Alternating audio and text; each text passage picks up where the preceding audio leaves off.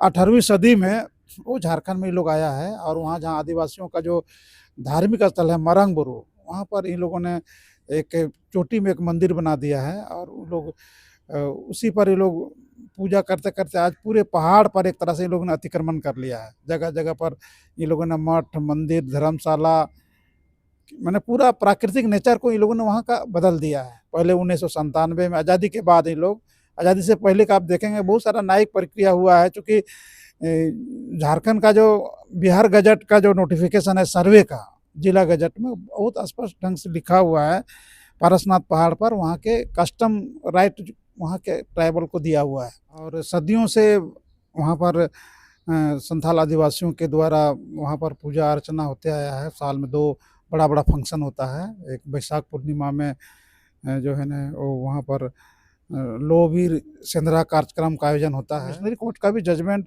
जैन लोगों के खिलाफ में है और वहाँ के ट्राइबल लोगों के पक्ष में है। उसके बाद ये लोग 1917 में ये लोग पटना हाई कोर्ट में अपील किया। उस अपील में भी जैन लोगों का जो दावा था उसको खारिज कर दिया गया और उस समय प्रिवी काउंसिल था, सुप्रीम कोर्ट के समकक्ष एक तरह से न्यायालय था और वहाँ पर भी इन लोगों ने जैन समुदाय के लोगों ने अपील किया था। वहाँ पर भी जैन प्रिवी काउंसिल में भी एक व्यवस्था दिया गया कि परसनाथ हिल पर मरंगबुरु पर माने परसनाथ पहाड़ ही मरंगबुरु है और मरंगबुरु पर संथाल आदिवासियों का कस्टम राइट है।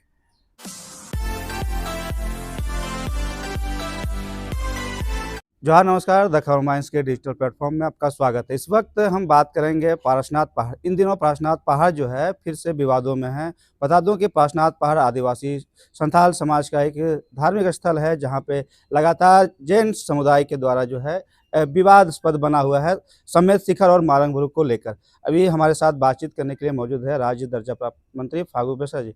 दादा, क्या किस तरह से देख रहे हैं जिस तरह से लगातार फिर से विवादों पे है पारसनाथ पहाड़?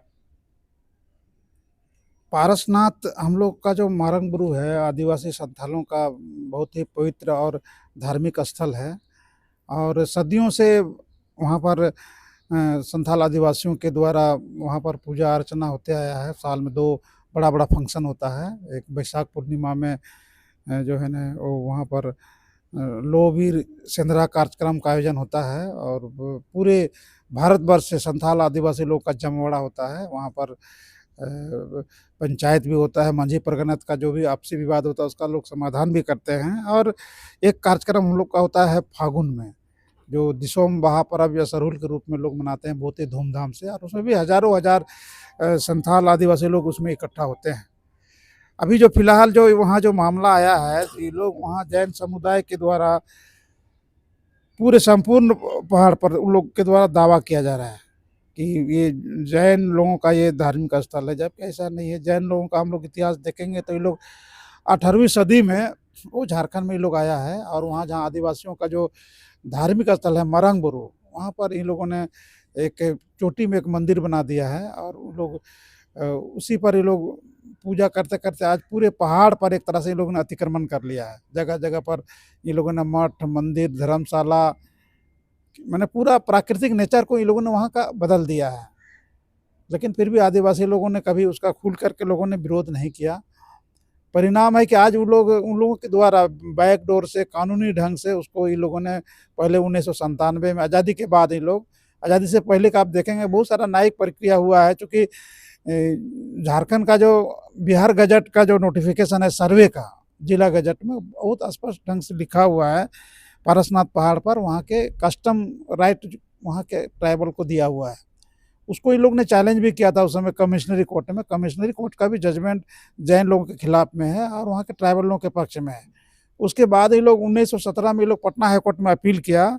उस अपील में भी जैन लोगों का जो दावा था उसको खारिज कर दिया गया और उस समय प्रिवी काउंसिल था, सुप्रीम कोर्ट के समकक्ष एक तरह से न्यायालय था और वहाँ पर भी इन लोगों ने जैन समुदाय के लोगों ने अपील किया था। वहाँ पर भी जैन प्रिवी काउंसिल में भी एक व्यवस्था दिया गया कि परसनाथ हिल पर मरंगबुरु पर माने परसनाथ पहाड़ ही मरंगबुरु है और मरंगबुरु पर संथाल आदिवासियों का कस्टम राइट है और वहाँ पर उन लोगों को शिकार करने का पूरा छूट है और जो भी महोत्सव ट्राइबल लोगों का होता है मरंगबुरु पर वो उन लोगों को अधिकार दिया हुआ है।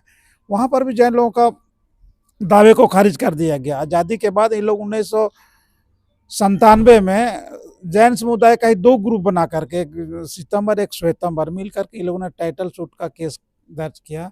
फिर उसको इन लोगों ने पटना हाई कोर्ट, वो लोग उसमें भी हार गया। फिर ये लोग पटना हाई कोर्ट में उसको अपील किया। फिर पटना जब झारखंड बना तो वो केस ट्रांसफ़र होकर झारखंड हाई कोर्ट चला आया, जो 2004 में एक जजमेंट आया। फिर वो भी उन लोग के खिलाफ में आया, जैन समुदाय के खिलाफ में आया। इसके बाद ये लोग सुप्रीम कोर्ट में अभी उसमें अपील में ये लोग चल रहा है, जिसमें मरांगबुरु संस्था, जो हम लोग का जो ट्राइबल का जो वहाँ का जो संस्था है, वो इंटरवेंडर बना हुआ है।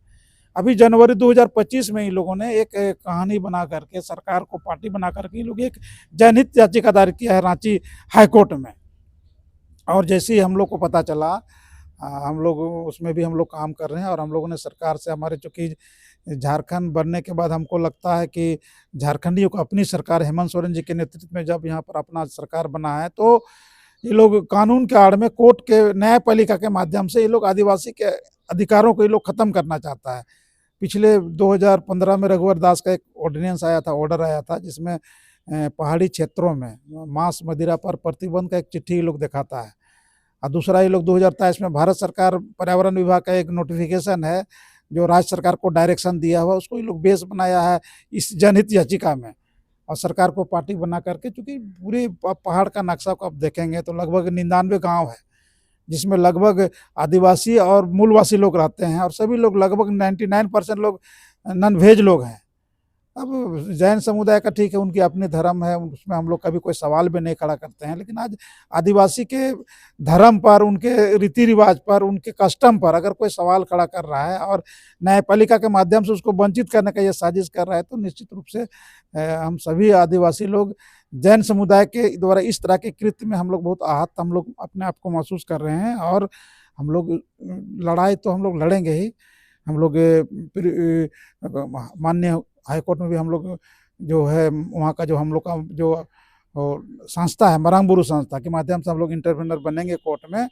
और हम लोग नीचे भी, हम लोग सरकार से भी हम लोग मांग कर रहे हैं, भारत सरकार से, पर झारखंड सरकार से भी, कि वहाँ पर पारसनाथ हिल में कौन अतिक्रमण किया है। आज आदिवासी तो प्राकृतिक के पुजारी हैं। आदिवासी का कोई मंदिर, मठ, मस्जिद तो है नहीं।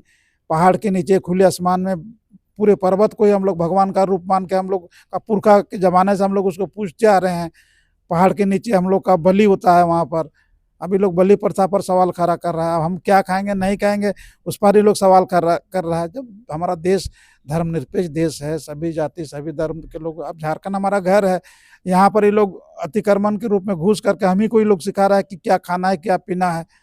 इसीलिए हम लोग सरकार से मांग किए हैं कि आज पारसनाथ हिल पर आप देखेंगे, पहले एक मंदिर वहाँ हुआ करता था जैन लोगों का। इसके बाद आज सैकड़ों मंदिर कैसे बन गया, कहाँ से धर्मशाला बन गया, कौन अतिक्रमण किया है, उसके लिए हम लोगों ने जांच का मांग किया, जांच किया जाए और अतिक्रमणकारियों से पारसनाथ हिल को, मरंगबुरु को मुक्त कराया जाए।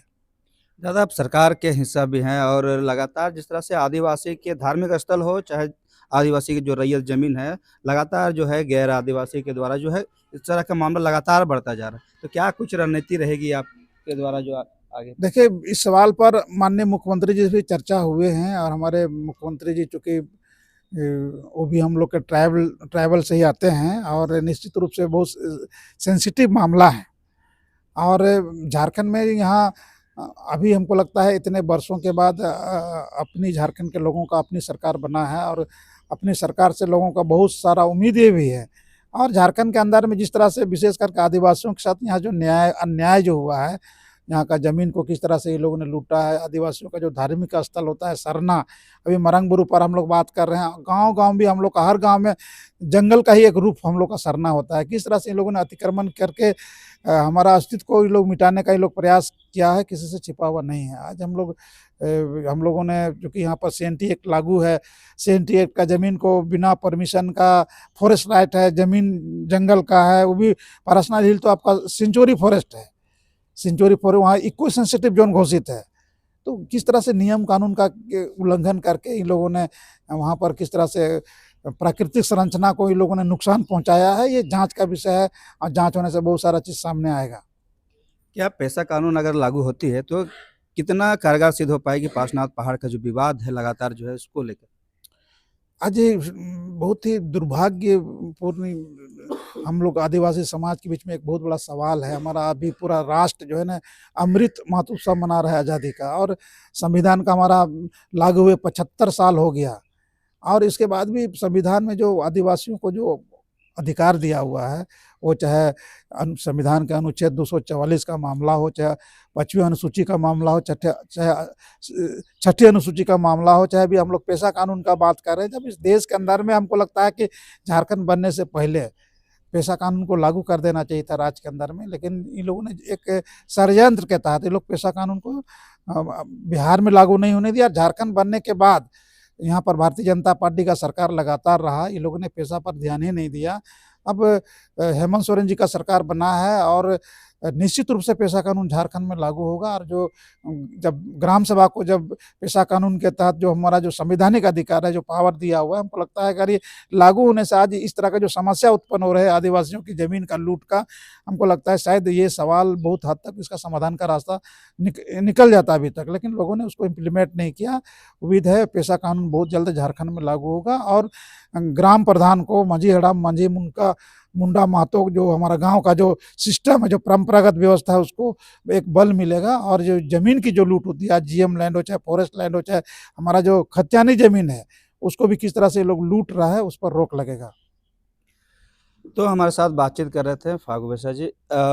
जिस तरह से इस देश में अगर आदिवासियों को इस देश का प्रथम जो है नागरिक मूल निवासी कहा जाता है, लेकिन आज इन्हीं के ज़मीन पे जो अतिक्रमण लगातार बढ़ रहा है, और ऐसे में क्या कुछ राय है आपकी? हमारे कमेंट बॉक्स में अपना सुझाव ज़रूर दें और लगातार खबरों में बने रहने के लिए द खबर माइंस को सब्सक्राइब और फॉलो ज़रूर करें। धन्यवाद।